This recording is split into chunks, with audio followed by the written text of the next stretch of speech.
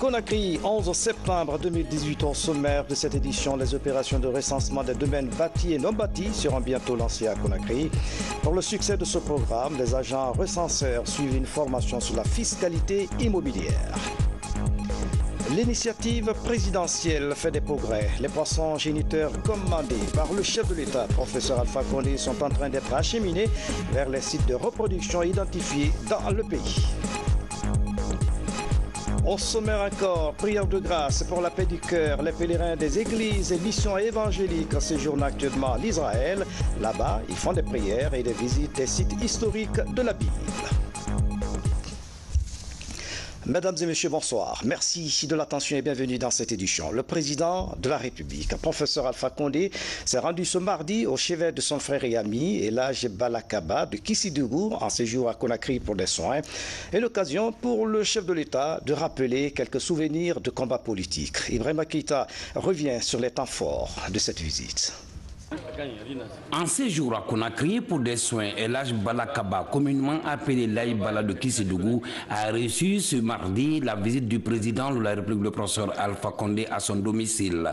Entre les deux hommes, c'est une longue histoire d'amitié. C'est pourquoi le professeur Alpha Condé et Laye Bala ont évoqué quelques souvenirs. Le chef de l'État a réitéré sa reconnaissance à son ami pour son soutien durant ces années de combat politique. Ce déplacement du chef de l'État n'a pas laissé indifférent son frère et ami.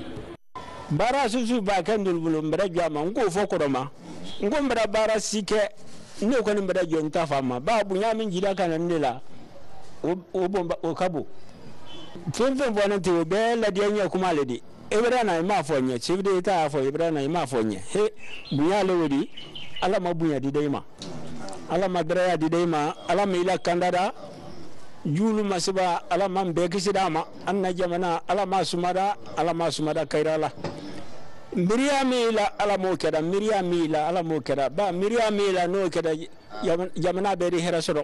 Déjà, des dispositions sont prises par le chef de l'État afin que son frère et ami Laye Bala de Kissidougou puisse rapidement recouvrer sa santé. Fiscalité immobilière, les agents recenseurs seront bientôt déployés sur le terrain. Pour ce faire, une série de formations vient d'être organisée à leur intention. La démarche consiste à outiller les agents des techniques de collecte et d'identification des titres fonciers. L'État guinéen invite les populations à faciliter le travail des agents recenseurs. Mamadi Gassama, reportage. À l'image de certains pays de la sous-région, la Guinée va bientôt lancer la campagne de recensement des bâtiments à usage d'habitation ou commercial. Mais bien avant le lancement de cette opération, la mise en place d'un système de géocodage s'avère nécessaire. Ces séances de formation viennent renforcer la capacité des agents de terrain. Vous saviez que jusqu'ici, on n'a pas un cadre approprié pour mieux identifier les bâtiments. Donc la CGP a penché sur la question. Nous avons développé un logiciel qui va désormais permettre de mieux identifier chaque bâtiment. Aujourd'hui, quand quelqu'un vient, il veut retrouver monsieur X, c'est très difficile. Avec les coordonnées, il va falloir qu'on demande, il faut rentrer ici, il faut aller ici, ainsi de suite. Donc, mais avec le code qu'on génère cette fois-ci, il suffit de donner le code là à quelqu'un, automatiquement l'intéressé peut retrouver là où il doit aller. Pour le ministère du Budget, l'opération de fiscalité immobilière permettra d'attribuer des adresses aux titres fonciers à partir de coordonnées géographiques. Une stratégie qui de facto va favoriser la croissance de l'assiette fiscale. C'est une activité pour laquelle le président attache des prix pour sa réalisation. En mettant cette approche en place, le ministère du Budget entend s'inscrire dans la dynamique de la diversification des recettes budgétaires.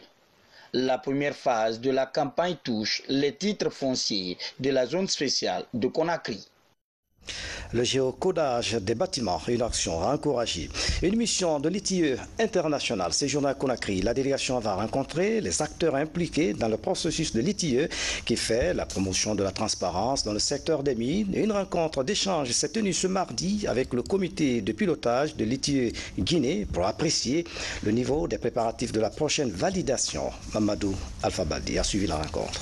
C'est une nouvelle étape vers la prochaine validation de la Guinée aux normes de l'initiative pour la transparence dans les industries extractives prévues cette année. Pour réussir cette évaluation, des représentants de l'ITIE international sont à Conakry pour échanger avec l'ensemble des acteurs du processus.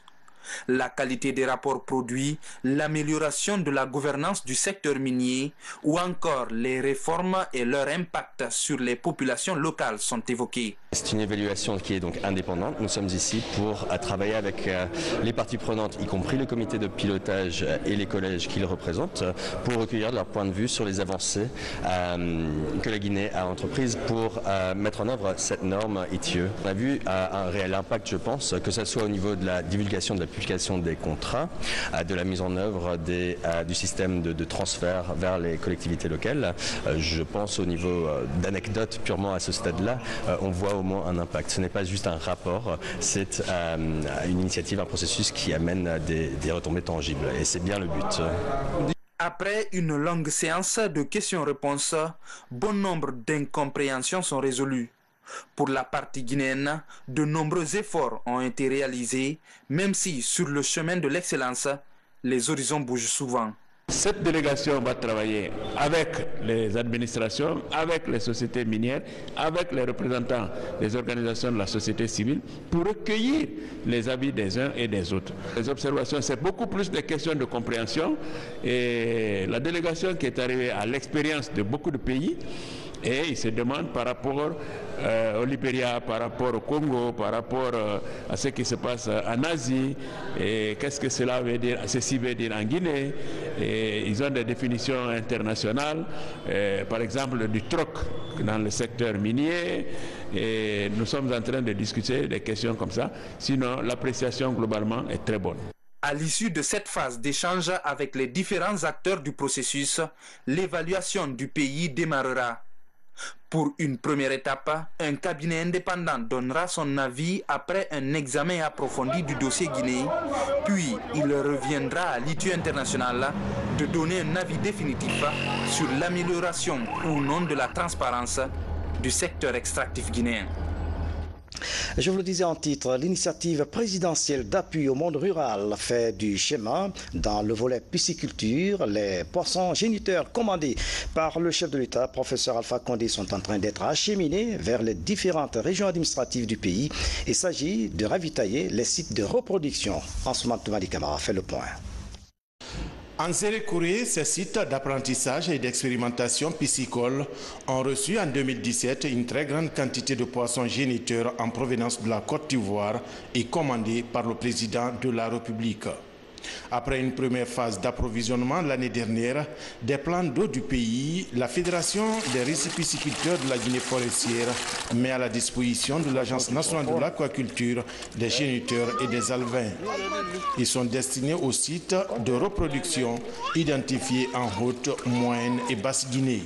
Ça consiste à transporter les alevins. Aujourd'hui, les alevins qui vont bouger ici vont aller en moyenne Guinée et en basse côte. On a en tout 600 alevins et 600 géniteurs de tilapia nilotica qui vont être dispersés, 3 par préfecture, 300 par préfecture je vais dire, et puis à 70 alevins ou géniteurs de Trotis niloticus.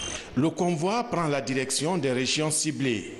Un système d'alimentation des poissons en oxygène permet aux géniteurs de faire tout le parcours sans se dépayser. Après 3 jours de parcours, l'un des pick-up est à Koya. Ici, c'est une retenue d'eau coloniale du triangle bananier qui reçoit ses géniteurs. On a retenu ici compte tenu de l'importance et son emplacement, quoi.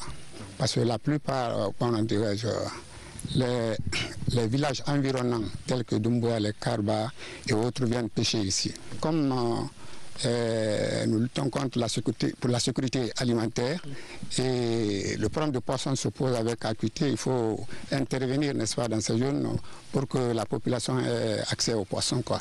L'opération d'empoisonnement se fait avec un transfert de connaissances entre les techniciens de l'Agence nationale de la pisciculture et les bénéficiaires. Donc les riverains, non seulement les familiarisent avec ces nouvelles espèces dans leur milieu, mais aussi on leur enseigne quelques comportements ordinaires mais à observer pour pouvoir protéger les poissons qui sont empoisonnés. Pendant la période de reproduction, toutes les activités de pêche sont interdites dans cette retenue d'eau. Au bout de 3 à 4 mois, les alevins produits serviront à approvisionner les sites et les promoteurs piscicoles de Koya et environ. Demain, 12 septembre, les pays du comité permanent inter-État de lutte contre la sécheresse, SILS, vont célébrer la 33e journée de leur organisation, un événement placé sous le signe de la valorisation des produits forestiers, une manière de conforter la sécurité alimentaire pour les Camarades. Pour renforcer la résilience des ménages ruraux, une synergie d'action se développe entre les États membres du SILS, comité permanent inter-État de lutte contre la sécheresse dans le Sahel. Couvrant 18 pays, cette organisation sous-régionale s'apprête à célébrer sa 33e journée sous les auspices du président du Burkina Faso, Roch-Marc Christian Kaboré, le nouveau président en exercice du SILS. Les produits forestiers non ligneux ont toujours joué un rôle très déterminant dans le régime et les habitudes alimentaires des populations du Sahel et de l'Afrique de l'Ouest. Sur le plan alimentaire et nutritionnel, leur disponibilité dans nos pays correspond en général à la période préoccupante de soudure où les stocks céréaliers sont à leur plus bas niveau et où la ressource en eau se fait rare. Le thème de cette 33e journée ressort l'importance des produits forestiers non ligneux, comme le néré, le karité et le miel. Appelés de façon péjorative produits de cueillette, les produits forestiers non ligneux contribuent au renforcement de la sécurité alimentaire des ménages vulnérables en milieu rural. Voudrais-je attirer l'attention de toutes et de tous sur la nécessité de veiller à la préservation de nos écosystèmes, principale source des produits forestiers non ligneux. Cela passe nécessairement par la mise en place de politiques vigoureuses de conservation de la nature. C'est aussi une des manières de remplir nos engagements internationaux vis-à-vis des accords multilatéraux sur l'environnement, notamment les conventions internationales sur le changement climatique, la biodiversité et la lutte contre la désertification. En Guinée et dans les autres États membres, le choix de cette politique de valorisation vise à susciter l'intérêt des partenaires techniques et financiers pour la vulgarisation des initiatives de transformation et de marketing des produits forestiers non ligneux, dont la valeur marchande et nutritionnelle est nettement sous-estimée. L'autre image de l'actualité nationale, la savane guinéenne est confrontée par des intempéries. Après Cancan, c'est la préfecture de Kouroussa qui vient d'être touchée par une forte inondation. Les communes rurales de Koumana, Balato et Baro sont sous les eaux. La forte pluviométrie serait à l'origine de cette situation. Les habitants appellent à un secours d'urgence. Fodé Bangali Fofana est notre correspondant permanent dans la région. Regardez. Les communes rurales de Koumana, Balato et Baro ont en commun le fleuve Niger qui les arrose toutes.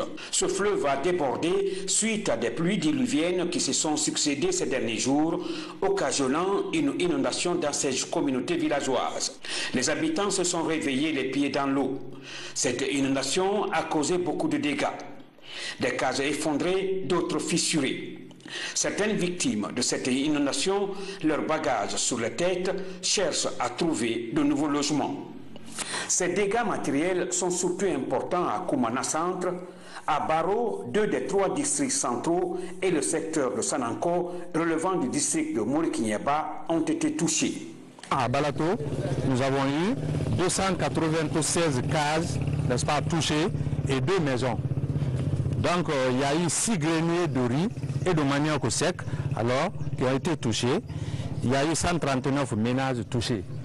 Bon, à Kourala, qui est l'un des secteurs de Balato, il y a eu 223 cases touchées, il y a eu 27 sacs de ciment et 2 sacs de riz qui ont été aussi gâtés. Le préfet de Kouroussa, qui avait fait le déplacement pour venir consoler les populations victimes, mesure la grandeur des dégâts de cette calamité naturelle. Nous, autorités en ce qui nous concerne, on ne pourra que déclarer pour que l'autorité au niveau central puisse venir en aide des populations sinistrées. Il y a beaucoup de personnes comme ça qui dorment à l'air libre parce qu'ils n'ont pas où dormir. Dans ces communautés villageoises, la peur est encore grande, car c'est la période des grandes pluies et l'eau est encore stagnante sous les pieds de certains bâtiments. SOS donc pour Kouroussa. Le nouveau gouverneur du district 403-1-1 du Lions Club est à Conakry. Le Mauritanien Fodé Amadou Nyangana multiplie les rencontres avec les autorités guinéennes et mettra son séjour à profit pour lancer certains travaux de son organisation. Lancé Kamisoko sur les pas du gouverneur du Lions Club. La série de visites de quelques services administratifs a conduit le nouveau gouverneur du Lions Club International au gouvernorat de la ville de Conakry, à la Cour des comptes, à la primature, au ministère de la Santé, de Jeunesse, de l'Action sociale et la Direction générale des douanes. Objectif, nouer des partenariats indispensables au bon fonctionnement du district 403 A1 du Lions Club International. Le choix est déterminant, la Guinée étant le deuxième pays pourvoyeur de cette organisation en termes d'effectifs, avec 14 clubs du Lions et 7 Léo. Ces échanges nous ont permis de présenter nos préoccupations et nos attentes, et également des opportunités à saisir pour que les Lions de Guinée puissent participer activement à la réalisation des objectifs que nous nous sommes assignés, dont le principal c'est d'améliorer la condition de vie des personnes les plus nécessiteuses. Au cours du séjour de son chef de file, le Lions Club procédera à la remise des dons de matériel à quelques structures sanitaires du pays, dont les CHU d'Ignasdine, Donka et l'hôpital de l'amitié sino-guinéenne.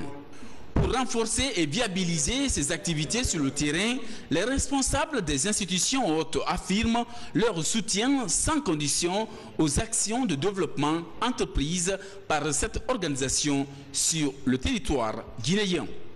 Dans nos différents contrôles désormais, nous ferons beaucoup attention sur la contribution des bailleurs de fonds globalement, mais aussi ce que les dons que le Lions Club offre, par exemple à nos hôpitaux ou à d'autres institutions, à d'autres organes, pour voir comment ces dons sont gérés. Au mois de mai prochain se tiendra ici à Conakry le 38e congrès convention du district 403 du Lions Club regroupant l'Afrique et les pays de l'océan Indien.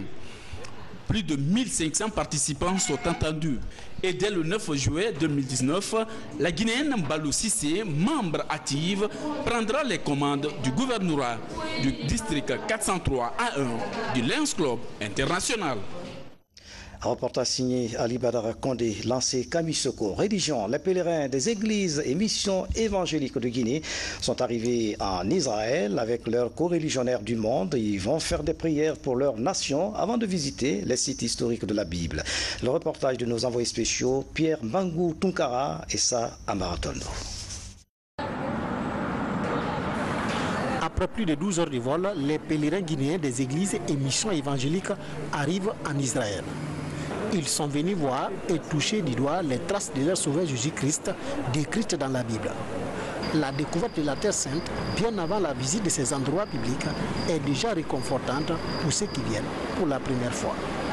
Ça fait des années, j'ai lu dans la Bible, j'ai entendu parler, mais à ma descente de ce matin à la Terre Sainte, j'ai eu vraiment une satisfaction. Parmi la quarantaine de membres de la délégation guinéenne de cette année, Dr Raphaël Faya Tonguinou. Si certains sont à leur première participation à ce pèlerinage, ce fidèle d'une soixantaine d'années est à sa troisième fois. Une fréquence liée aux différentes œuvres de Dieu qu'il dit expérimenter dans sa vie à chaque participation.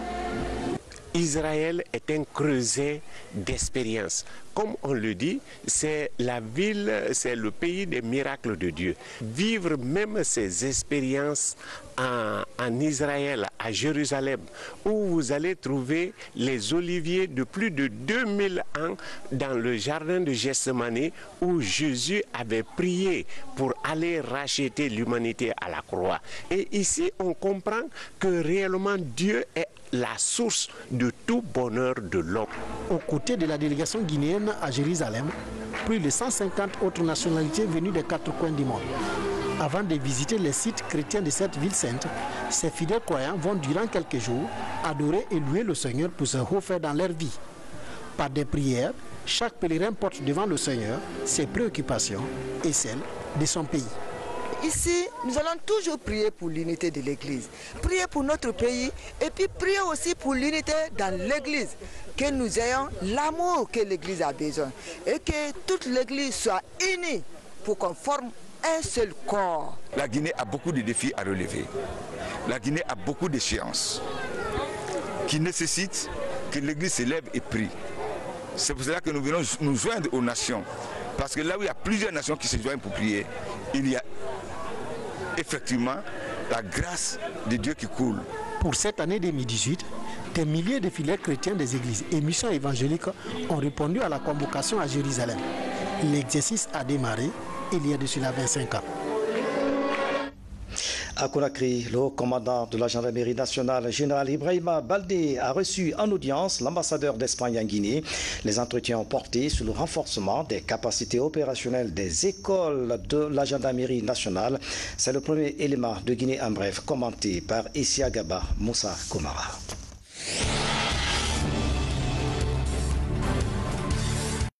L'ambassadeur d'Espagne en Guinée a été reçu en audience par le haut commandant de la gendarmerie nationale. Plusieurs questions étaient au menu de cette rencontre, notamment le projet Blue Sahel sur la sécurité des frontières et le renforcement des capacités opérationnelles des écoles de la gendarmerie en Guinée. Nous avons abordé toutes les questions bilatérales d'intérêt pour nos deux pays, spécialement les projets qui sont en cours au niveau de l'Union européenne, tout ce qui est possible de développer pour le futur.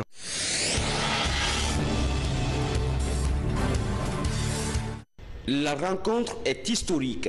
Elle mobilise les fils des deux plus grands cantons de Massanta, Konokro et Moïdou. Au cœur des échanges, le renforcement de la cohésion sociale et le développement de leur localité. Pendant ce temps, le manque d'infrastructures sociales de base frappe de plein fouet ces communautés qui vivent au pied du mont Ziaman. Nous avons vu notre canton, Konokro et Moïdou. On est nombreux, c'est la plus grande canton de la Guinée, si je veux dire. Pas seulement Massanta, mais c'est la Guinée. C'est la plus grande canton de la Guinée. Mais on a vu qu'on est trop en retard par rapport au développement. On n'a pas d'infrastructure routière, écolière, hospitalière, on n'a rien. Donc on a créé cette union, non seulement pour le développement de l'affaire sociale, mais surtout aussi le développement de l'économie.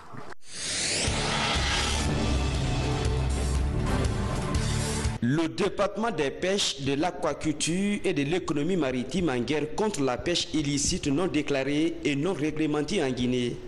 Le ministère entend équiper les bases de surveillance en moyens logistiques pour plus d'efficacité sur le terrain. Je voudrais, à travers le chef de cabinet, remercier très sincèrement le ministre de la Pêche.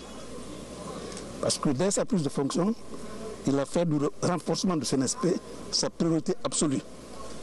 C'est pourquoi il a commencé par assurer toutes les bases de surveillance, pour toucher du doigt toutes les réalités et savoir comment les agents vivent sur le terrain. C'est à la suite de ça qu'il a pris des engagements qu'il est en train maintenant de réaliser. Et c'est dans ce cadre-là que se situe la présente cérémonie de remise. Donc je demande à l'utilisateur de bien faire usage. Et il faut profiter de l'occasion pour rendre un vibrant hommage aux champions de la lutte contre la pêche illicite, non déclarée et non réglementée, le professeur Alpha Condé.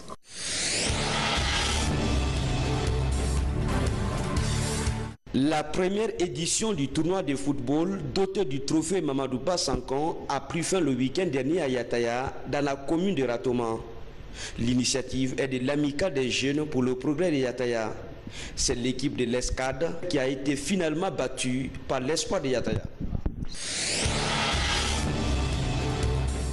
Sport encore avec le tournoi qualificatif de la CAN des cadets Tanzanie 2019 qui se joue à Dakar dans la zone A ouest africaine. Le Sili national de Guinée a battu la Mauritanie sur le score de 3-1. Le résumé de la rencontre avec nos envoyés spéciaux Kaba Fodé et Mami Ebelamo. Face aux Mourabitoun de la Mauritanie, les U17 guinéens étaient nettement supérieurs. Les conditions physiques et athlétiques, ajoutées à cela, l'efficacité offensive imposée sur l'adversaire, ont permis à la Guinée de marquer 2 buts avant la mi-temps. Pourtant, les choses ne s'annonçaient pas faciles pour le Sili cadet. L'équipe a pris dans les vestiaires à quelques minutes du coup d'envoi la disqualification de 6 de ses éléments suite à l'IRM, imagerie par résonance magnétique, pour avoir dépassé l'âge. C'est une institution qui a organisé une compétition. Elle doit être présente à tout moment et à tout temps. Et parce qu'il ne faudra pas qu'après les formalités, et la nouvelle tombe. Vraiment là, je suis désolé. Et peut-être soit la CAF ou notre institution va essayer de rectifier les tirs. C'est pas, il faudra essayer d'informer à temps, dans le temps, pour ne pas pénaliser les uns et les autres. Il fallait donc réorganiser le schéma mis en place. La tentative a bien marché car Mohamed Amin Souma est remplacé sur le côté gauche de l'attaque par Al-Kassim Moubar. Fofana Ibrahim Brézé en milieu se retrouve défenseur à la place de Amara Lance et Konda Boubacar devient le métronome. Celui-ci ouvre le score à la 11e minute. Adia Bangoura, le capitaine, double la mise sur corner à 2 minutes de la mi-temps. C'est une erreur monumentale du gardien Momojo Kumbassa, distrait sur un coup franc de Mustafa Mohamed, permet au Rabitoun de réduire le score à la 62e minute et à la 75e minute. Konti Aboubakar réussira son doublé sur penalty et la Guinée mène sur le score de 3-1. Athlétique, physique, ils ont plus de gabarits que nous. Nous on essayait de faire le jeu, on a essayé de rentrer pas dans le jeu, surtout le jeu physique. Au athlétique, nous on a essayé de jouer simplement, on rentre pas dans le contact parce qu'on sait que les Guinéens il est plus fort physiquement que nous. On est des jeunes, on a essayé de jouer, mais malheureusement on est perdu. Félicitations pour les Guinéens, nous on va continuer le travail, Inch'Allah. Il faut voir la suite. La suite c'est contre le Cap-Vert. Et nous on est là, soit on est premier, soit on est meilleur deuxième pour jouer la demi-finale. Donc c'est ça notre objectif et c'est le même discours que je vais continuer jusqu'à la fin. 3-1, le score est flatteur et démontre la suprématie de la Guinée sur la Mauritanie. Il pouvait encore être plus large si toutes les occasions avaient été concrétisées. Et cela, malgré un pénalty raté par l'adversaire. Avec ce score, la Guinée prend provisoirement la tête du classement de son groupe en attendant de recevoir le 13 septembre au stade de Rufisque, le Cap-Vert, pour un autre défi. Est bien parti. L'actualité internationale traitée sous forme de télégramme en images aux États-Unis. Un ouragan menace la côte Est tandis que le Pérou récupère un patrimoine culturel. De l'autre côté de la planète, en Russie, ce qui marque l'actualité, ce sont les manœuvres militaires qui mobilisent des milliers de soldats et d'engins. Tiernos Mandialo, commentaire.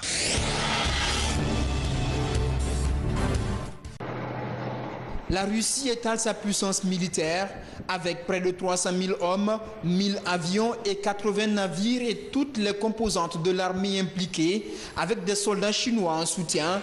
La Russie a lancé mardi 11 septembre les plus vastes manœuvres militaires de son histoire. Ce déploiement massif auquel participent les armées chinoises et mongoles, baptisé Vostok 2018, continuera jusqu'au 17 septembre en Sibérie orientale et dans l'extrême orient russe.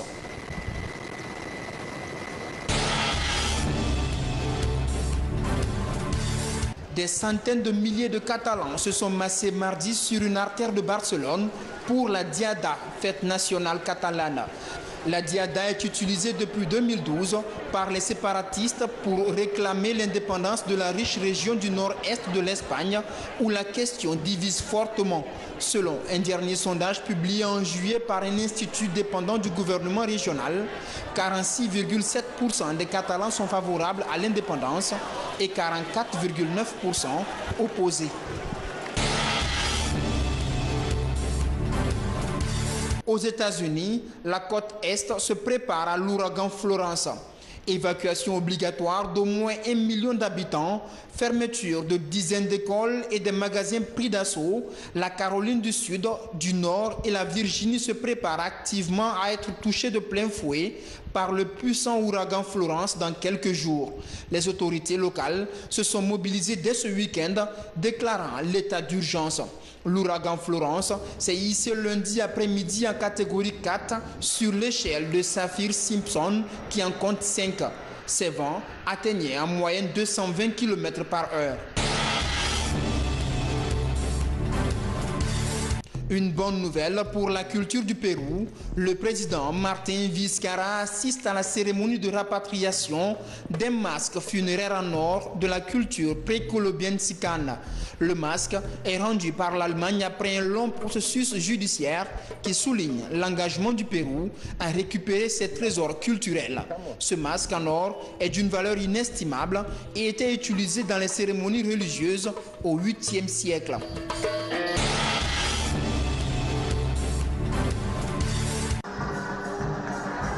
Diego Maradona reprend du service en tant que coach du club mexicain de 2e division, Dorados de Sinaloa.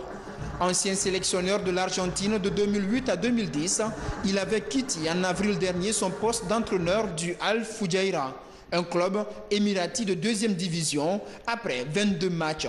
Il a également été nommé il y a 3 mois président du club de Brest au Bélarus. En revenant au Mexique, l'ancien meneur de jeu de la sélection argentine retrouve le pays où il a permis à son équipe de gagner le mondial 1986.